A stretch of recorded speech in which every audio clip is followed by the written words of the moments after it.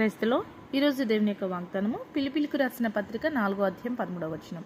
నన్ను బలపరచువాని అందే నేను సమస్తమును చేయగలను. దేవుడి వాక్యం దీవించునుగాక. ఆమేన్. అవునండి, భక్తుడు చెప్తున్నాడు, నా శక్తిని బట్టి, నా బలమును బట్టి, నాకున్న ధనమును బట్టి, నాకున్న జ్ఞానమును బట్టి నేను ఏదైనా సాధించగలుగుతాను అని చెప్పట్లేదండి. నాదంటూ ఏమీ లేదు, కానీ నేనేమై ఉన్నాను అది కేవలం దేవుడి కృపనే అయి ఉన్నాను.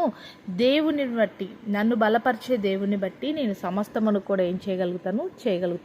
అవునండి, డబ్బు అన్ని కార్యాలు జరిగించలేదు, జ్ఞానం అన్ని కార్యాలు కూడా జరిగించలేదు.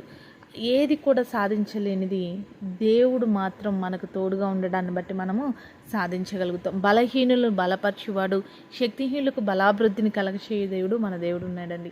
నువ్వే విషయంలో బలహీనంగా ఉన్నావో, కానీ అది ఆర్థికంగా కావచ్చు, శారీరకంగా కావచ్చు, కుటుంబ పరంగా కావచ్చు, ఏ విషయంగా నువ్వు బలహీనంగా ఉన్నా నీ బలహీనత వైపు నువ్వు చూడకు, కృంగిపోతావు.